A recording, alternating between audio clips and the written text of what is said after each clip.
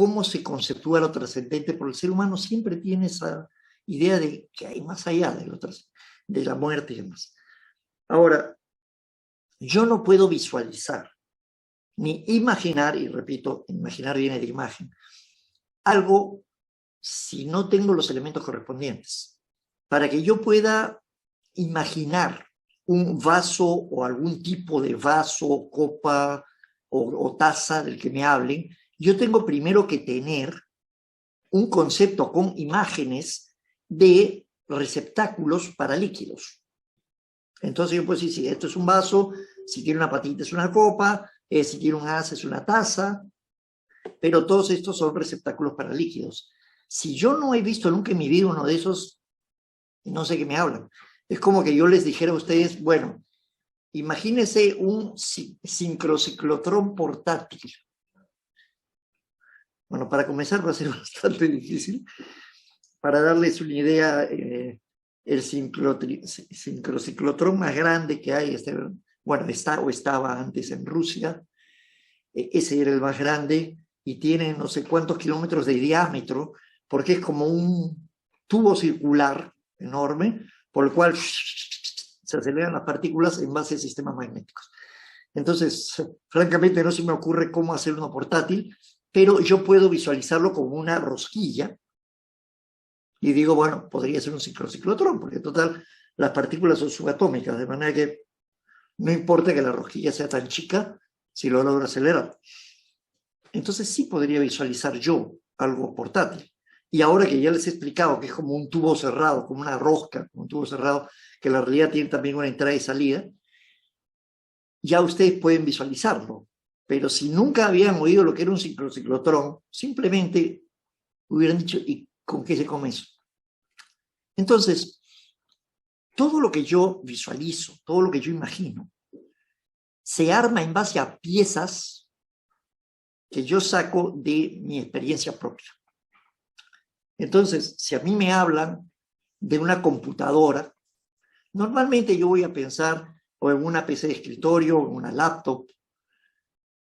No voy a estar pensando como se pensaba en los años 60, 80, en un tamaño conjunto de máquinas del porte de un escritorio que podían tener 1,50 m de alto por 1 metro de ancho y por 1 metro por 3 metros de profundidad o 2 metros de profundidad. Entonces era un bodoque, era todo un cuarto lleno de máquinas. Ahora lo visualizamos como o una PC de escritorio o una laptop. Y en muchos casos algunos lo visualizan como una simple tablet, que hoy en día las tablets ya funcionan como computadoras. Entonces voy utilizando los elementos de mi mundo para darle alguna imagen a lo que está más allá que yo aún no conozco. O de lo que voy a hablar, y lo conozco en tanto por referencias, pero sin tener una descripción directa. Entonces, repito, tengo que apoyarme en lo que he visto, en lo que conozco. Por eso, si ustedes se ponen a ver las descripciones que los griegos daban del sitio de los dioses, que era el monte Olimpo, los dioses estaban en lo alto del Olimpo, pero tenían, llamémoslo casas, que en realidad eran templos y habitáculos, según justamente el estilo griego. Los chinos visualizaban un monte, la cima de un monte en el cual estaban los dioses en casas y templos similares a las que ellos usaban en esa época, incluidas pagodas. Aunque las pagodas ya eran fueron un poco posteriores, pero ya las visualizaban como templos de más de un piso, digamos. Entonces, uno proyecta su mente en base a lo que conoce. Hasta aquí, todas las imágenes o visualizaciones de lo trascendente, léase del lugar al que van los muertos, del mundo de los dioses, del mundo de los demonios, se hacían en base a la realidad de esa época. Entonces, se visualizaba el cielo como un palacio con los grandes salones de la corte, en donde había festines y música, y todo era maravilloso. Mientras tanto, se visualizaba el infierno como las mazmorras de la Inquisición o cosas por el estilo, en las cuales las personas eran sometidas a todo tipo de tormento. Todo esto son reflejos, pero aquí viene el punto, eran reflejos de la realidad de ese mundo. Entonces, el ser humano podía comprender que lo que él iba a encontrar más allá iba a ser, entre comillas, similar, no idéntico, al mundo en el que vivía. Con la única diferencia de que como ya se había muerto, no volvía a morir. Si bien en muchas culturas se creía en la reencarnación, entonces uno pasaba un tiempo ahí para recibir una recompensa o castigo, o una enseñanza, o lo que nos quisieran decir, y de ahí volvía a nacer, para repetirse. Entonces, todo se visualizaba en esa forma. La única forma de conceptuarlo era esa. Es decir, bueno, tiene que ser algo similar a esto. Aquí las recompensas se me dan en la corte, los castigos se me dan en los calabozos. Ok, entonces el cielo debe ser como la corte y el infierno debe ser como los calabozos, o cosas por el estilo. Pero de pronto llegamos a la actualidad, al siglo XXI, y un siglo XXI en el cual la realidad de nuestro mundo se ha casi borrado en base a imágenes virtuales. Entonces estamos viviendo una realidad virtual, que de realidad no tiene mucho, en la cual yo puedo ser lo que yo quiera e incluso me puedo quitar las arrugas, me puedo poner un filtro de embellecimiento si soy una chica que incluso se pone que se gasta maquillaje en el filtro, es increíble. La chica está sin maquillaje y tú aparece con todo lo que quiere. Eso es impresionante. Entonces, ya es una falsa realidad que yo manipulo a mi antojo. Bien, nosotros podríamos decir, ok, sigue siendo lo mismo. La única diferencia es que antes la persona tenía que visualizar en base a lo que había, porque no había otra cosa. Y hoy en día puede, como lo llaman ahora, reinventarse a sí mismo y fabricarse la realidad que le dé la gana. Pero eso trae problemas. El problema principal es que cuando la persona comienza a pensar lo trascendente, ya está centrada en sí mismo. Antes, lo trascendente se veía en base a un reflejo de la realidad, del mundo real. Ahora, lo trascendente se ve como lo que a mí me dé la gana, fabricado por mi ego. Entonces, ahí yo soy superpoderoso, yo soy súper maravilloso, yo soy awesome. Selfie, ¿no?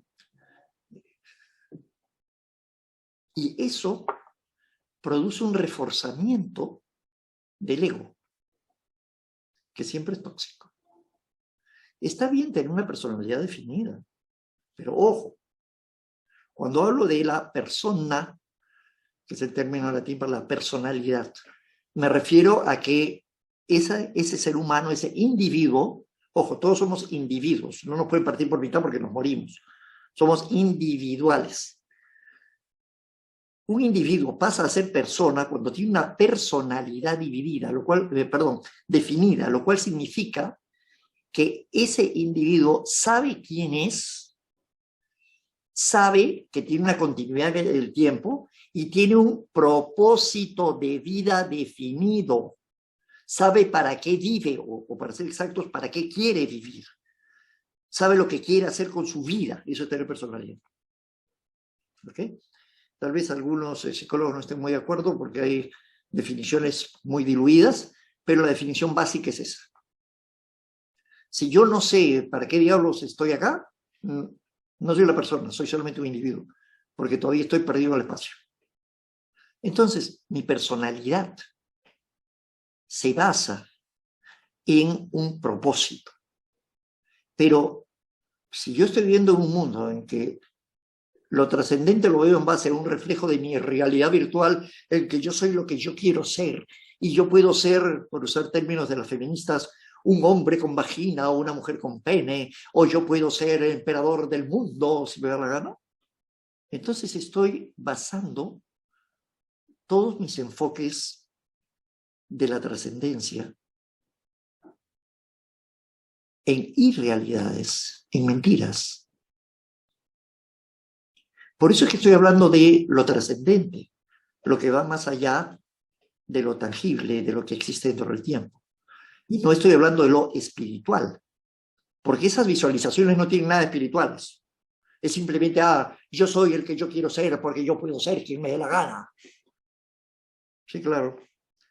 Hasta que la realidad lo baja una tierra a martillazos. Y ahí uno se da cuenta que no puede ser el que le da la gana. Solo puede ser el que le da la gana en ese espacio virtual.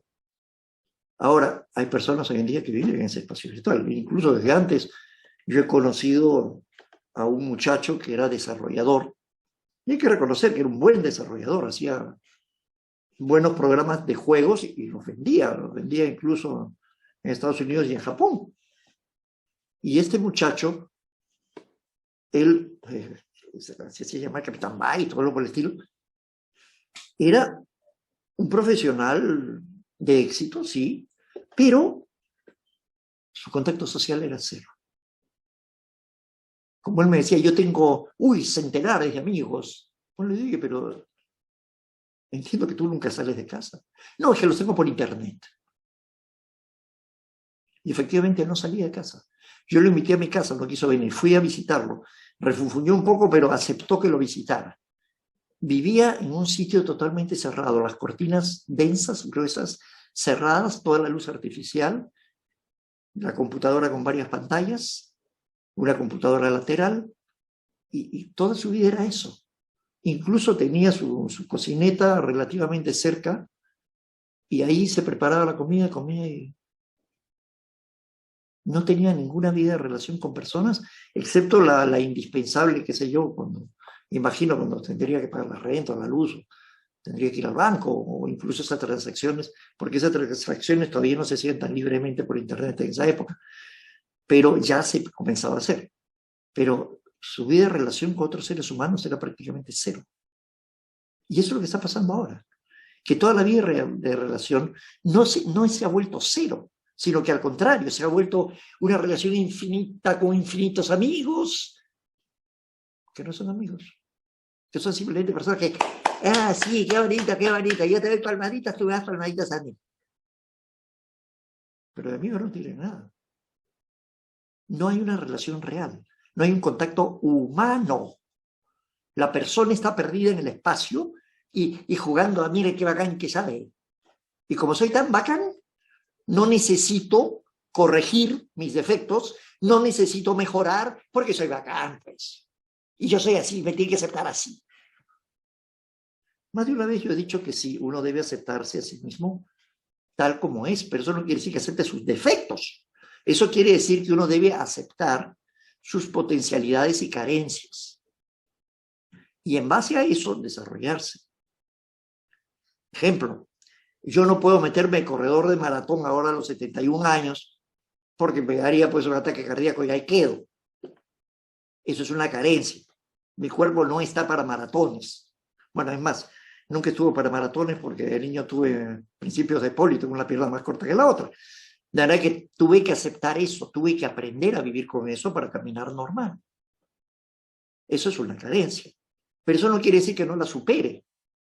Si yo no se los digo y ustedes me ven en persona, ustedes no se van a dar cuenta de que tengo una pierna más corta. Y no se van a dar cuenta porque camino normal. Que al principio me dolía como una bestia, pues, pero lo superé. Y eso también me ayudó a formar mi carácter. Eso me dio fuerza. Esa fuerza de voluntad que me permitió salir a flote en circunstancias duras y desagradables como las que llegué a vivir. Pero la persona hoy en día no, hoy en día solamente quiere todo bonito y si no, no, es que yo me lo merezco. Y esa es una frase que escucho demasiado. Yo me merezco esto. Bajen a tierra, ustedes no se merecen absolutamente nada. Nada, literalmente. Todo tiene uno que ganárselo a pulso.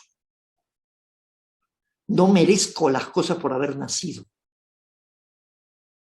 merezco por los méritos que realice. Uno puede estar orgulloso de sus logros, eso está muy bien, mientras que no se sobrepase a decir, es que como he tenido este logro, yo soy el mejor del mundo, soy maravilloso. No, eso ya es vanidad, orgullo en vano. Ese orgullo vano siempre es tóxico, porque me impide ver la realidad. Pero en el mundo actual, con la realidad virtual que se vive, con los contactos humanos que se han minimizado con esto del COVID, y ahora que viene la quinta ola se van a volver a minimizar, y va a ser todo un circo que se va a seguir prolongando y prolongando y prolongando. Las clases incluso de los colegios ahora son virtuales, el trabajo se está volviendo trabajo a distancia por internet, y las personas están cada vez más aisladas. Se está perdiendo el calor humano, el contacto humano. Es duro ver que se ha hasta olvidado que el término hogar se refería al lugar donde se prendía el fuego. Cuando uno tiene una chimenea, en la parte de abajo hay típicamente un sitio con ladrillos refractarios donde uno pone la madera y le prende fuego, y bueno, por el tiro de la chimenea sale el humo. Ese sitio donde se pone la madera y se prende el fuego, a eso se llama el hogar de la chimenea. Y en la antigüedad, en las chozas, al centro se hacía un círculo de piedras para evitar que el fuego se desparramara. Ahí se ponía la madera. En la parte de arriba, en el techo, típicamente había un hueco que a veces cuando era zona de lluvia se podía tapar. Y ahí se prendía el fuego. Entonces, todas las personas se sentaban y se reunían alrededor del calor del hogar. Por eso se habla del calor de hogar, del fuego del hogar. Es el calor del fuego. Entonces las personas se reunían ahí a compartir los alimentos que cocinaban en el fuego, a compartir sus historias, a contar lo que les había ocurrido durante el día, a contar lo que pensaban, lo que sentían, lo que anhelaban, sus sueños, sus ideales, sus metas. Hoy en día, hasta la casa de familia, que hoy en día es dudoso si se le puede llamar familia a los conglomerados que hay, porque muchas son simplemente lugares en que, bueno, pues el marido y la mujer o ya se divorciaron o están viviendo como si fueran extraños entre sí, los hijos se mueven por su cuenta, los hijos no respetan a los padres no se entienden, es un caos. Y ahí solamente vienen para comer y dormir. Y no hay un compartir, salvo en pocas y honrosas excepciones en que todavía se hace vida de familia. Por ejemplo, hoy día sábado, mis esposas y yo siempre tenemos una reunioncita de noche que lo hago ahora que termine la charla, en que nos preparamos, qué sé yo, cualquier cosa, que sea un postre o un sanduchito, y nos sentamos a conversar. Lo cual no quita que los otros días también hablamos. Nos damos tiempo para hablar. No solamente en el desayuno, el almuerzo y la comida, porque bueno, ahí estamos en la mesa, ¿no? Y en la mesa se conversa. Sino también, qué sé yo, alguien quiere hablar con alguien y se habla, se habla. Al decir se habla me refiero a que hay una comunicación real. No simplemente, ay sí, hola, ¿y qué tal? ¿Cómo te ha ido? Qué bonito, ¿no? Sí, sí, sí, chao. Que dijeron nada.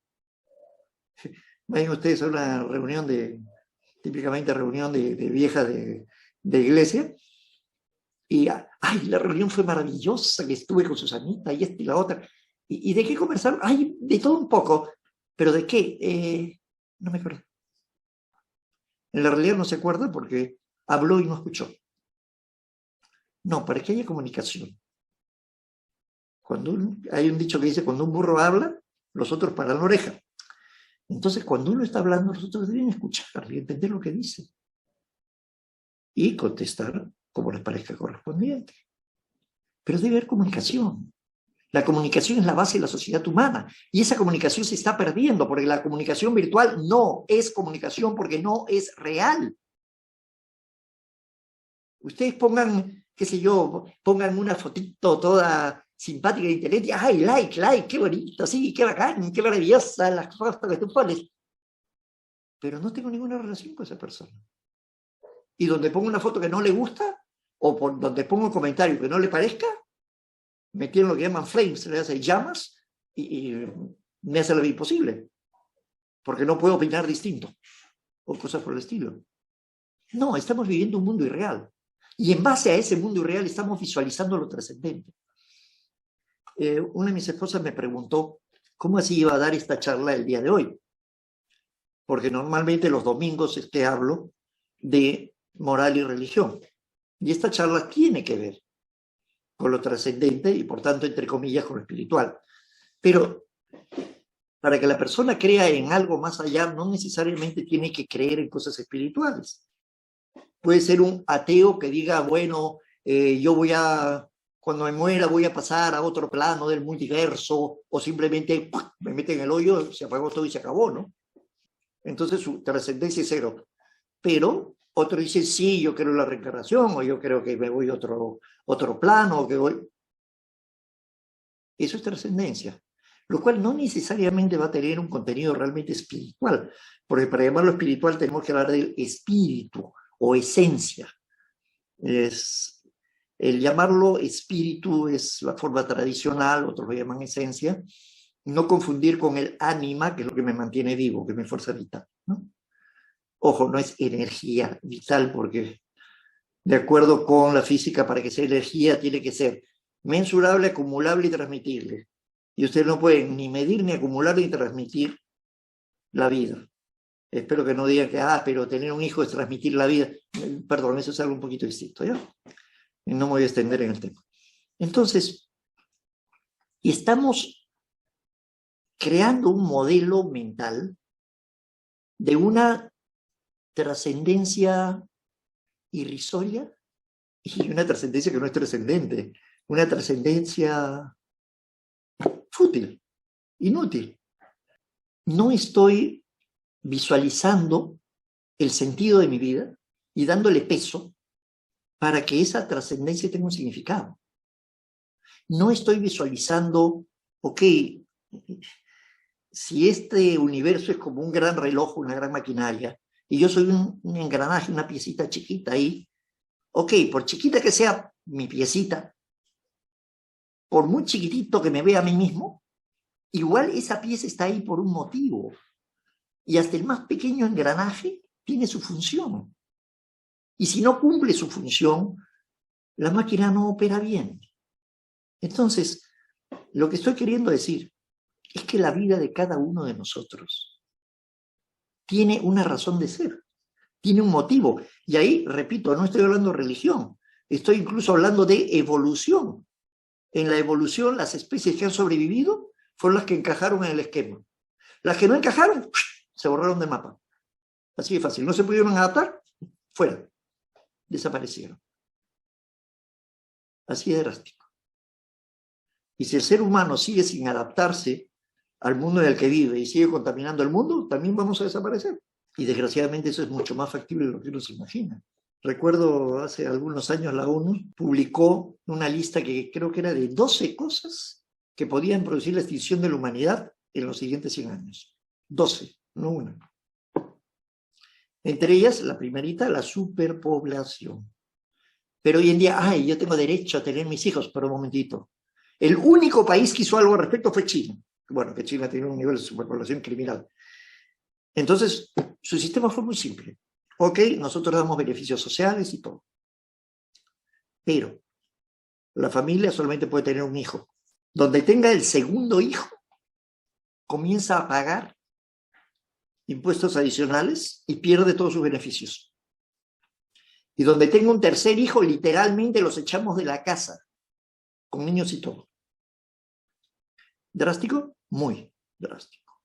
No voy a entrar aquí a discutir si estuvo bien, si estuvo mal, pero lo que sé es que lograron frenar en seco la superpoblación. Entonces, frenaron la explosión demográfica en China. No digo que la hayan frenado del todo, pero la frenaron en mucho. Y lograron un control. Porque la gente comenzó a darse cuenta que sí, lo que estaban haciendo afectaba a todos. En realidad, si en este mundo hubiera menos población, habría menos guerras y menos problemas. El problema es que hoy en día Todo el mundo quiere, yo soy el centro, yo, y todo para mí porque yo tengo derecho a todo esto. Entonces viene la explotación y todo se pone patas para arriba. Recuerdo hace bastantes años el cálculo de la ONU dijo que el mundo solo estaba preparado para 1.000 millones de personas. Donde hubiera más que eso, iban a comenzar los problemas de agua, de alimento y de guerras. Ya hemos cruzado los 7.000 millones. Y efectivamente se ha cumplido todo lo que la ONU dijo. Tenemos todos esos problemas. Pero no veo a nadie que haga una campaña de control demográfico. En los 60, 70, hasta los 80, se habló de un control demográfico. Ahora no se toca el tema. El silencio total. E incluso, ahora tenemos medios para que si una pareja tiene dificultad, la ayudamos a concebir in vitro y hasta están hablando de clonar gente. ¿Clonar gente en un mundo superpoblado? ¿Están locos? Pero ese es el Dios ciencia, ¿no? De que somos omnipotentes, podemos hacer lo que queremos, podemos cambiar el mundo. Aunque alguien se caiga de espaldas, no estoy bromeando cuando digo que hubo una propuesta muy clara, muy específica, de prácticamente asfaltar el mundo para que todo fuera zonas de vivienda y se produjeran los alimentos en forma artificial. Con eso les dije todo. No, estamos viviendo una irrealidad. Y esa irrealidad nos impide darle peso a las cosas reales, que son las que están amenazando la supervivencia de la raza humana. Ojo, estoy hablando de la supervivencia de toda la raza humana. Hay una ley histórica, quiero llamarla ley, por llamarla algo,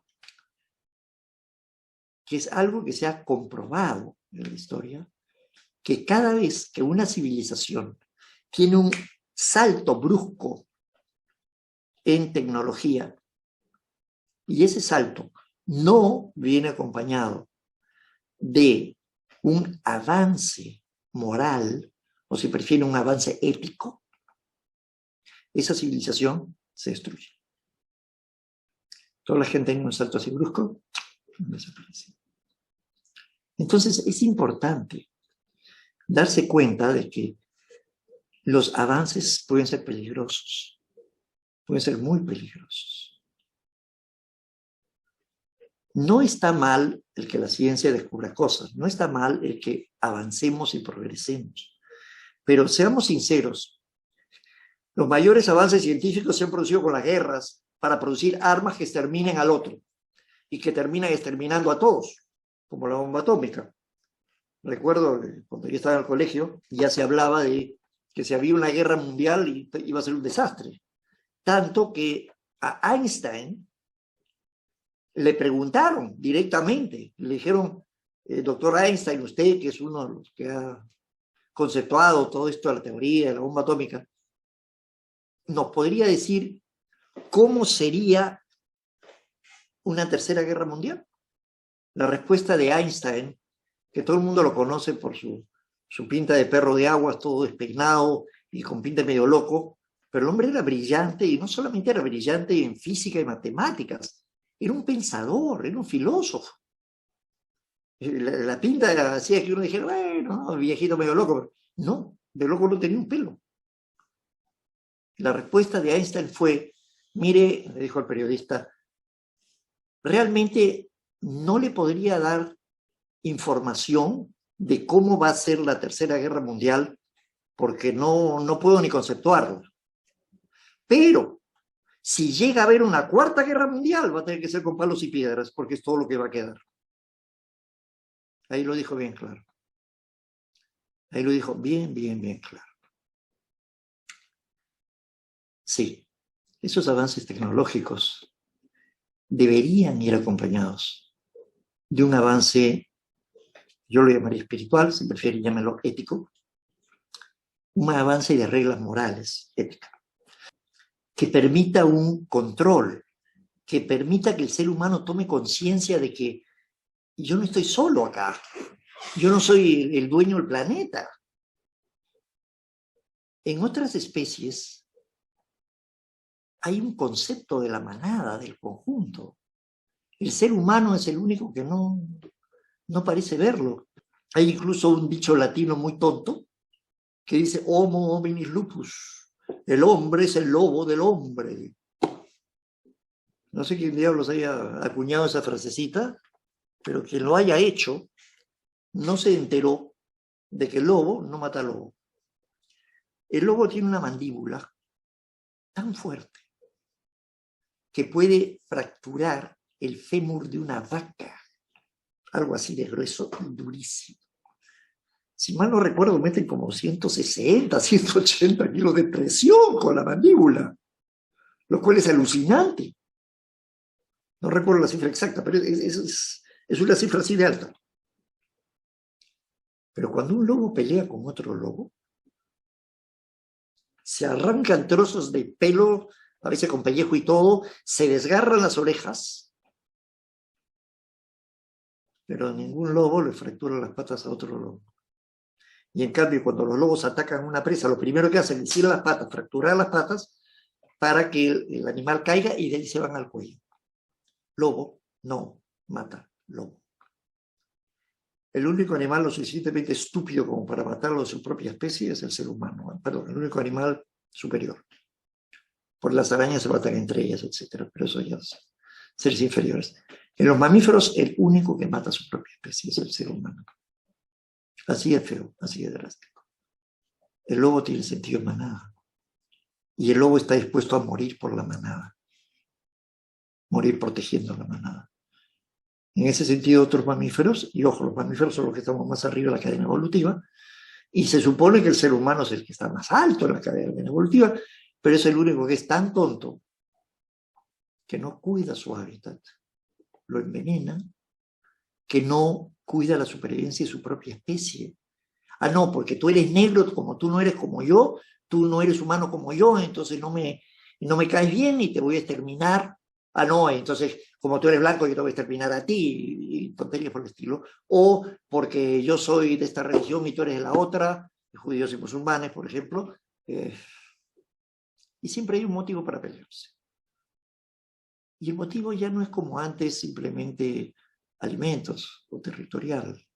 El motivo es cualquier cosa, quítame esas pajas. Y muchas veces es un motivo fabricado deliberadamente por grupos de interés que con eso capitalizan y ganan más plata para que los millonarios sean más millonarios y los pobres sean más pobres y poderlos explotar mejor.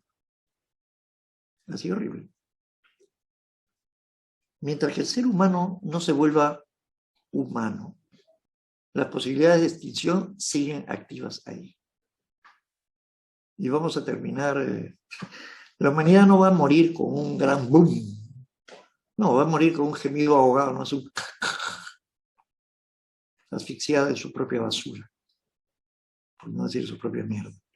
Así es feo. Es importante que recordemos, y no me canso de repetirlo, la definición del diccionario de la Real Academia 92, me sigo basando en ese porque ahora hay definiciones sociales que han modificado una serie de cosas. La definición de humano que dice humano, aquel que se conmueve por el dolor ajeno. La pregunta es cuánta gente se conmueve por dolor ajeno hoy en día. Si ponemos una película en que haya escenas tiernas, las pifias, no, yo quiero sexo crudo, o que maten al otro.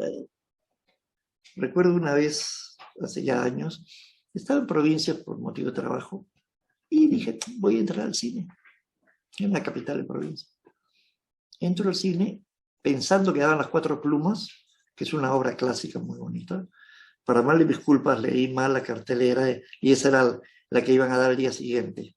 Y me topé con La Noche de los Muertos Vivos.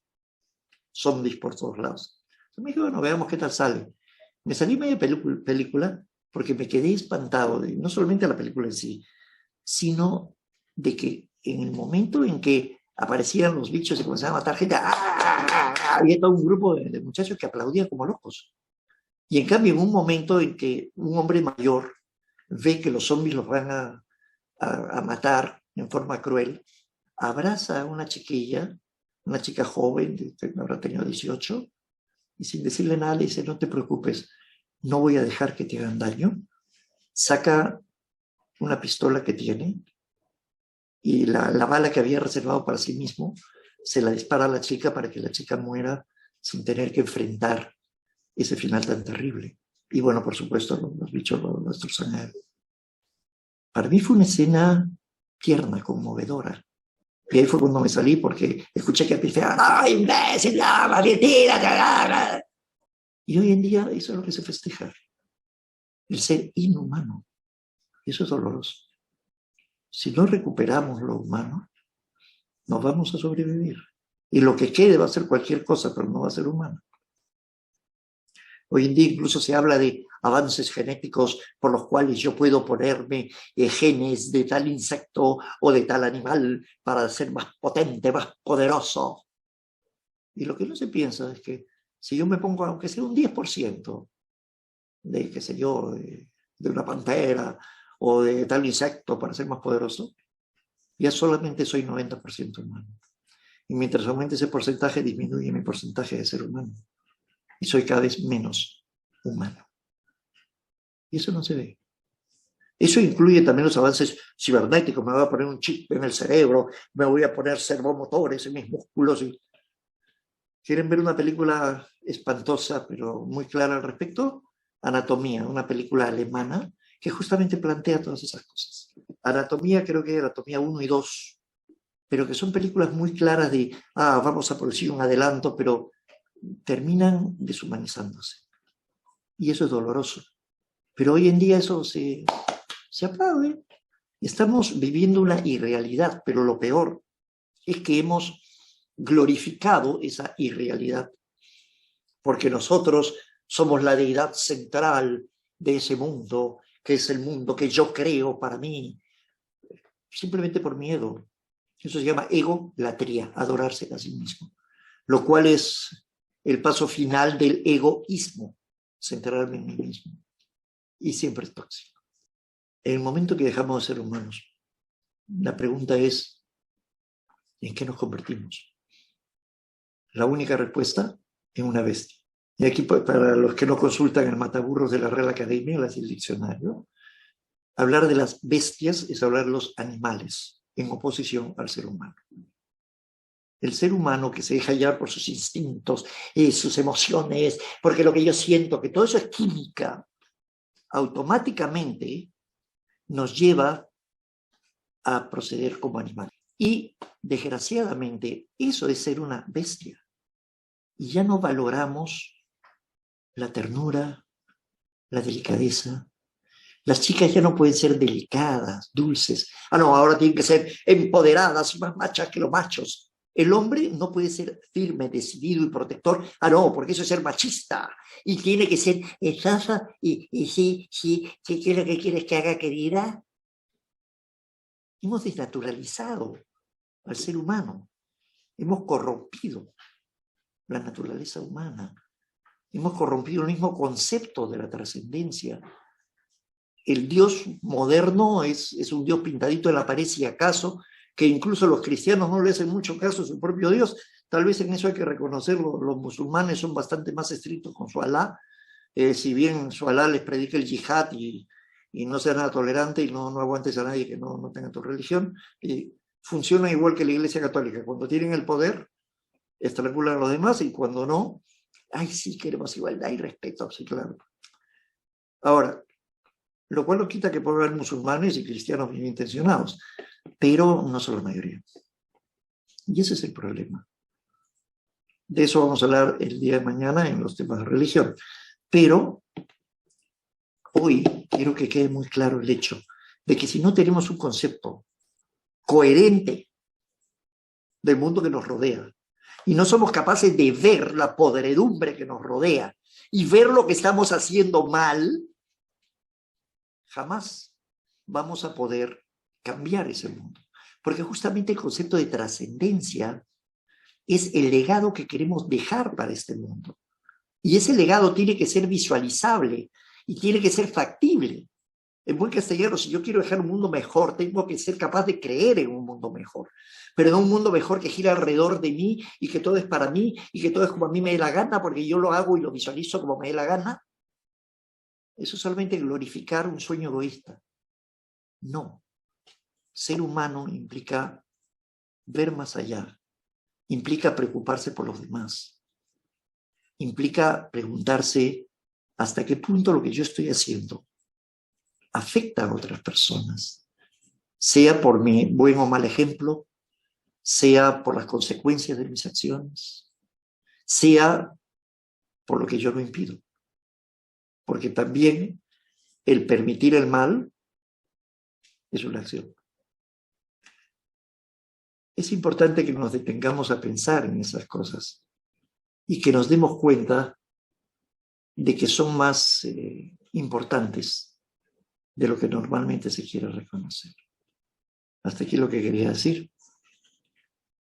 Resumiendo, vemos lo trascendente en base a nuestra realidad, pero ahora que se ha perdido incluso el concepto de la realidad como tal, y que vivimos una irrealidad virtual, que puedo moldearla como yo quiera para ser maravilloso y que me vean y que todos me pongan likes porque soy tan maravilloso y tener centenares de amigos. La pregunta es cuántos de esos centenares de amigos te apoyarían en la vida real. ¿Acaso alguno? Incluso los que tú llamas tus amigos en persona, ¿cuántos de ellos te cubrirían la espalda y te apoyarían si las papas queman? Yo lo he visto y lo he vivido más de una vez. Hay personas que sí, yo 100% con usted, y a la hora de los loros desaparecían a una velocidad que ni siquiera se les veía el polvo. Y eso es lo que hay que preguntarse. ¿Qué tan humanos somos? ¿Qué es lo que me hace humano o lo que me hace dejar de ser humano? ¿Y en qué punto estoy? ¿Estoy conservando mi concepto humano, mi calidad humana? ¿O me estoy deshumanizando y volviendo una bestia? O si lo quieren en otros términos, un explotador, al que no le importa nada ni nadie, sin su propio beneficio. Y eso no es ser humano. Dijeran, piensen y hagan algo al respecto. Primero en sus propias vidas, luego compartiendo este tipo de ideas con las personas que los rodean, aunque los miren feo, porque los van a mirar feo cuando ustedes les digan, ¿sabes qué? Mijito, está perdido el espacio, y lo que estás haciendo no está bien. ¿Cómo te atreves a criticarme? Eso lo digo más de una vez. Mi respuesta típica, porque tus acciones me afectan a mí y afectan a toda la humanidad. ¿En qué afecta a la humanidad? Es un mal ejemplo. Aunque muchas veces con esas personas no se puede ni hablar. Porque o lo ignoran a uno, o lo insultan y se van, o lo atacan por los medios que tienen a mano.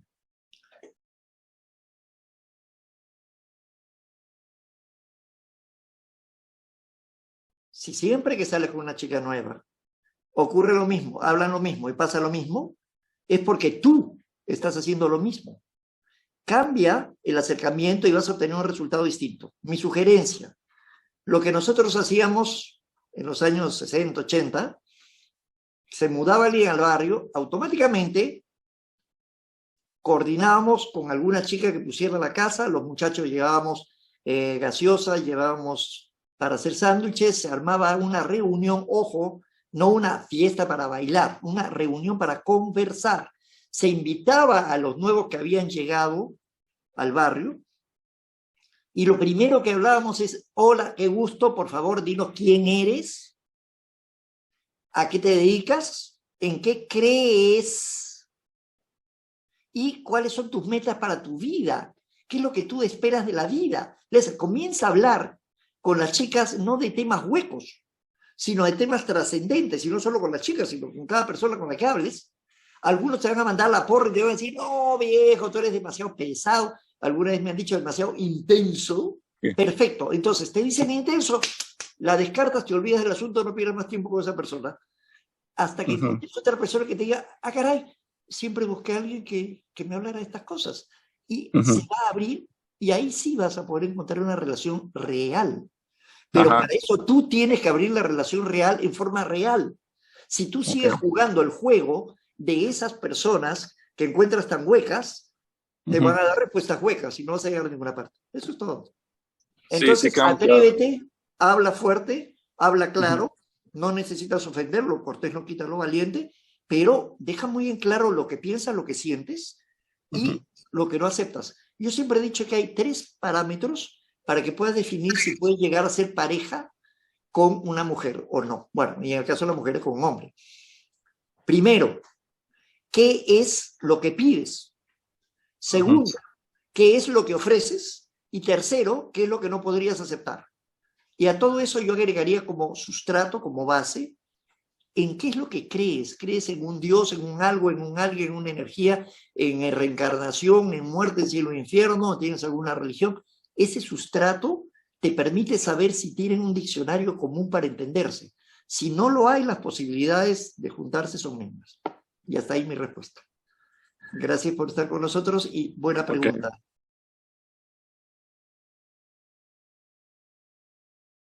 Ante todo, comencemos por definir la palabra común.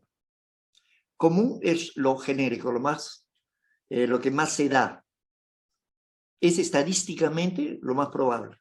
¿Ok? Pero si tú te fijas, lo común es lo que no tiene ningún valor. Entonces, para mí mi respuesta es bien simple, tiki. Como yo digo siempre, eso es polinesio. En la realidad de polinesio no tiene nada. Pero tiki en el sentido de cuando te dicen, oye, pero tal cosa, tú simplemente contestas Miki, lo cual significa Miki me importa. Y si sí, pero a mí me parece mal, tiki, ¿qué te importa? No puedes basar tu personalidad y tu desarrollo personal en lo que piensen los demás, en lo común, porque entonces te vas a volver común, te vas a volver mediocre, te vas a volver basura. Simplemente es eso. La sociedad nunca ha sido cambiada por el individuo común. Siempre ha sido cambiada por individuos excepcionales que no seguían las reglas, que eran capaces de enfrentar a los individuos comunes que producían inercia. Entonces, la respuesta es bien directa y es bien simple. Sé tú. No seas lo que los otros quieran que seas. No te adaptes para no producir choque. ¿No quieres producir choque? Donde ves que estás por chocar, al menos mi sistema, yo lo digo abiertamente. Yo le digo, bueno, perdóname, ¿sabes qué? Mejor no sigamos esta conversación porque no te va a gustar lo que voy a decir. Y no quiero pelearme contigo. Se lo digo así, claro, en la cara. Dice, no, pero digo de todos modos, no te va a gustar. ¿Estás seguro? Sí, se los digo y típicamente explota. Entonces ya he tomado la costumbre cuando les digo eso, ¿sabes qué? Hasta ahí nomás. Chao, chao. Y punto. No, si tú estás basando el cómo puedo adaptarme, etcétera, tú te vas a volver un títere de lo que la sociedad quiera. Y la sociedad está siendo manipulada por grupos de poder que hacen que la gente baile al son que a ellos les conviene. Entonces no es ni siquiera, mira, la opinión general, la opinión pública, no existe, se fabrica y la fabrican grupos de interés. Entonces, si tú sigues eso, vas a comenzar a hacer un títere que baile al son que tocan los grupos de interés. No, desarrollate por ti mismo, define lo que tú crees, define lo que tú quieres, define lo que quieres ser y lógralo. Esa es toda mi respuesta. Porque es muy fácil decir, oh, sí, yo soy maestro tántrico. Y eso lo he visto en demasiada gente sin ir más lejos. En uno que estaba en India, que lo votaron en Estados Unidos, fue todo un circo, y que se publica como maestro tántrico, maestro esto y lo otro. Un mexicano que también decía que eres maestro sufí, maestro esto, maestro lo otro. Esos son típicamente los patos. El pato camina, el pato nada, el pato vuela, pero ni corre como la gacela, ni nada como el salmón, ni vuela como el águila. Y a cada paso la caja. Entonces, mañana conversamos de eso. Buenas noches con todos.